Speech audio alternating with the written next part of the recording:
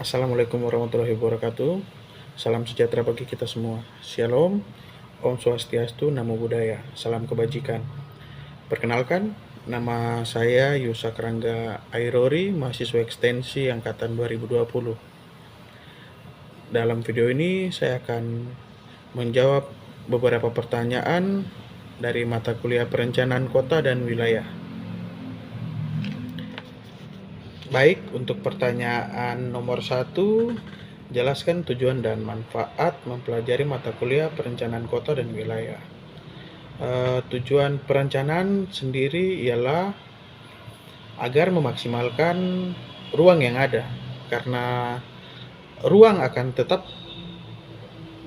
seperti begitu, sedangkan jumlah penduduknya akan selalu bertambah. Sehingga kenapa pentingnya ada perencanaan kota dan wilayah, agar bisa memaksimalkan ruang yang ada untuk kesejahteraan masyarakat.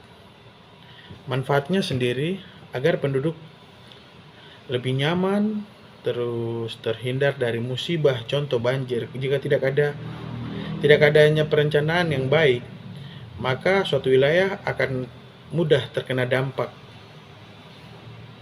seperti banjir, tanah longsor, dan lain-lain. Pertanyaan nomor 2, jelaskan definisi perencanaan dari yang sederhana sampai yang paling rumit. Kalau secara sederhana, perencanaan ialah proses yang menentukan apa yang kita inginkan di masa depan dan tahapan-tahapan untuk mencapai suatu tujuan itu. Itu makanya dibutuhkan sebuah perencanaan. Menurut Peterson tahun 1965, perencanaan ialah usaha yang terorganisir yang dilakukan terus-menerus untuk mencari suatu alternatif yang terbaik dalam suatu perencanaan. Suatu alternatif terbaik itu diambil dari beberapa alternatif yang tersedia, sehingga mereka memilih salah satu alternatif yang terbaik untuk dilakukan. Seperti begitu. Pertanyaan nomor 3, jelaskan jenis-jenis wilayah berdasarkan pandangan Glasson dan pandangan Hanafiya. Kalau menurut Glasson, dia menyatakan bahwa wilayah dapat dibedakan berdasarkan kondisi wilayah tersebut dan fungsinya. Berdasarkan kondisinya, wilayah dapat dikelompokkan atas keseragaman isi atau homogenitinya. Misalnya wilayah perkebunan, wilayah peternakan, wilayah industri, dan sebagainya.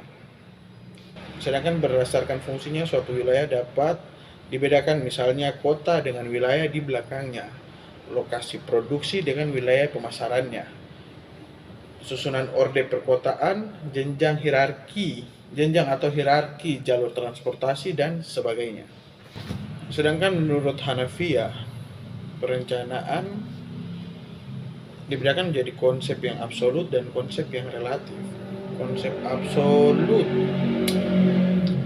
absolut didasarkan pada keadaan fisik, sedangkan konsep relatif selain memperhatikan faktor fisik juga sekaligus memperhatikan fungsi sosial, ekonomi, dan ruang tersebut.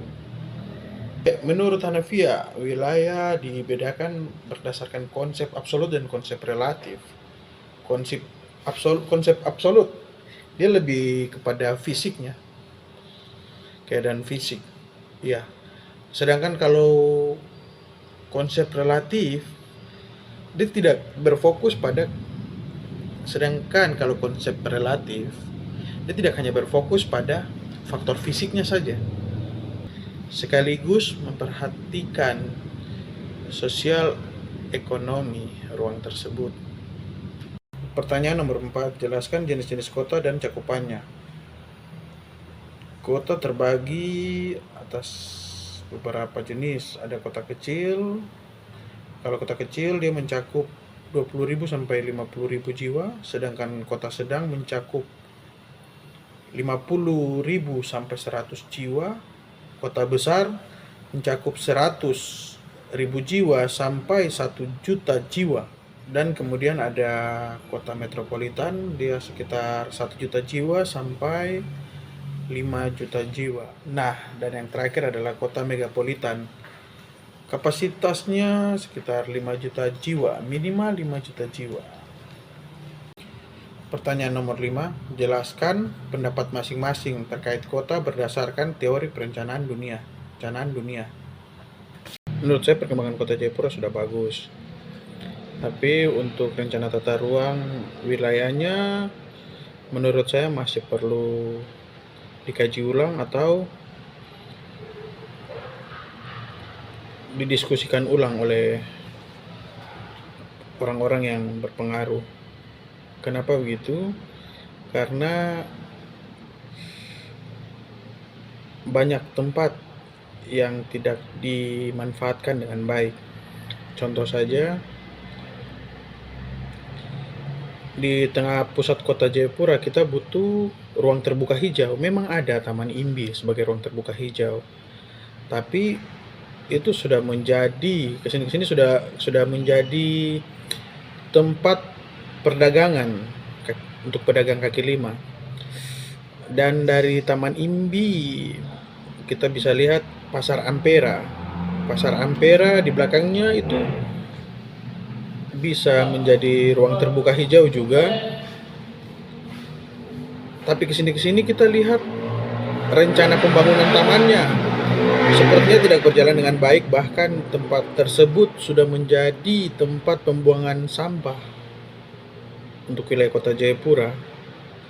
Karena beberapa kali saya lewat di situ, banyak sampah di sekitaran jalan dan beberapa masyarakat membakar-bakar sampah di daerah situ.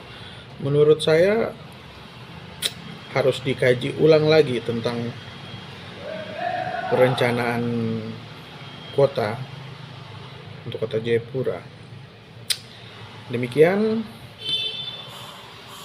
dari 5 pertanyaan yang diberikan oleh Pak dosen bisa saya sampaikan. Jika ada kesalahan kata, mohon dimaafkan. Jangan lupa memberi masukan di kolom komentar. Jangan lupa subscribe juga channel ini. Jangan lupa beri like dan share sebanyak-banyaknya. Terima kasih.